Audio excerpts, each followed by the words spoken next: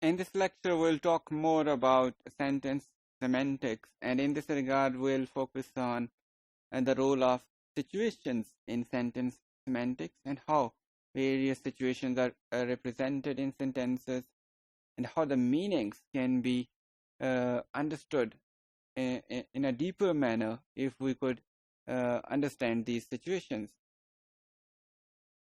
In the beginning, I'll just introduce you how can we classify various situations which are available to us in multiple sentence forms.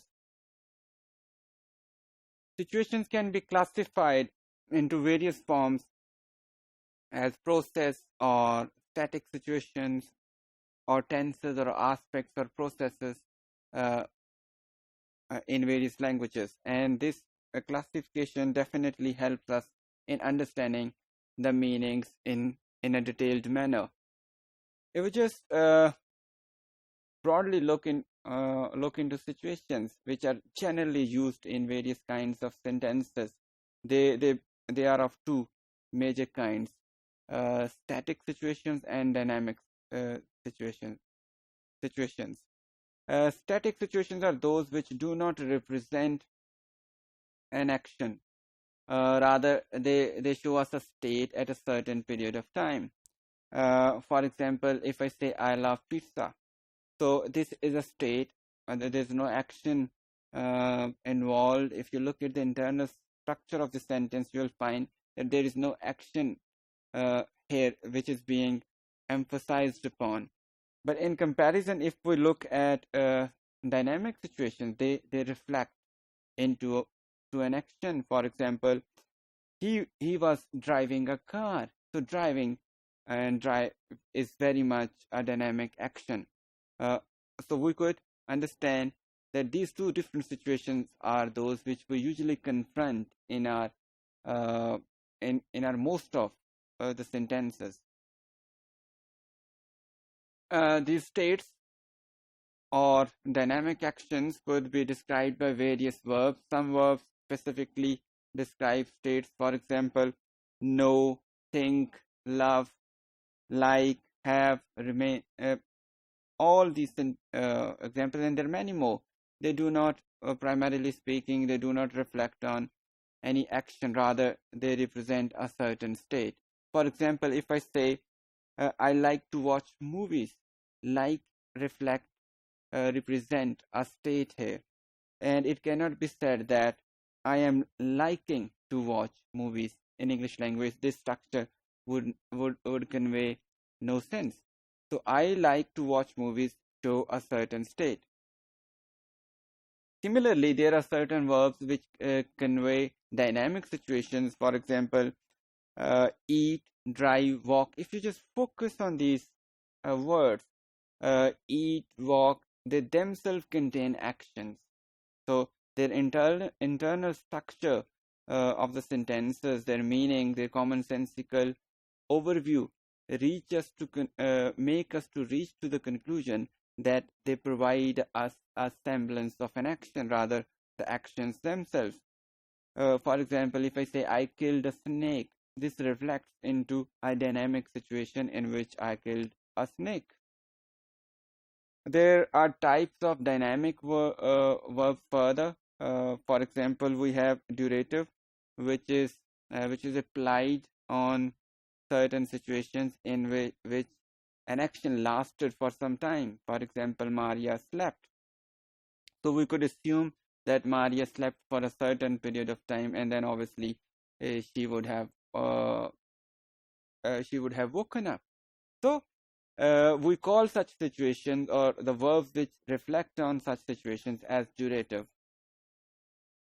Then we have punctual verbs, we can say that, and they describe an event that seems to be so instantaneous and quick that it virtually involves, it seems that it involves no time. For example, Ali cuffed, it happens in no time. There's no pre-planning, and we cannot imagine or calculate the time involved here in normal circumstances.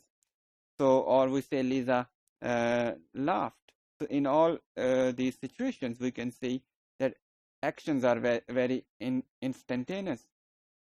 Then we have talic, which refers to those situations, verbs which convey certain situations which lasted uh, for a certain period of time and had a natural completion. For example, if I say Ali was gazing at the sea, so we could assume that this action of gazing had a natural completion, or that's why we could convert this sentence into a kind of sentence. For example, Ali gazed at the sea. So such verbs do have a natural completion or seem to have a natural completion. We have italic also, which refer to the actions which do not seem to have a natural completion. For example, we can say Saira was building a house.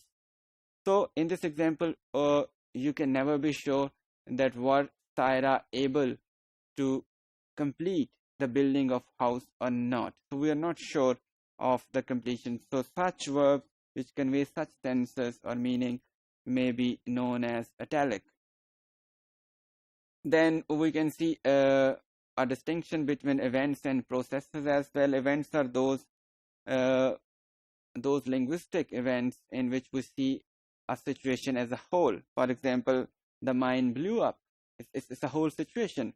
In comparison, processes are those situations in which we look into the internal structure or dynamic situation of an action. For example, he ran to the forest.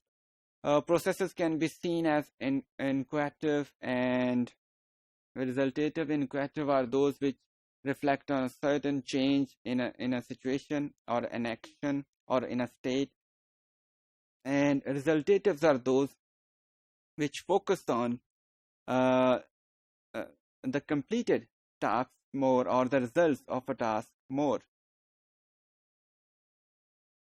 The situations can be divided into four major kinds, and these kinds are known as states, achievements, activities, and accomplishments. States are usually reflected by the verbs like desire, want, love, believe. Achievements are described by the verbs like stop, start, find.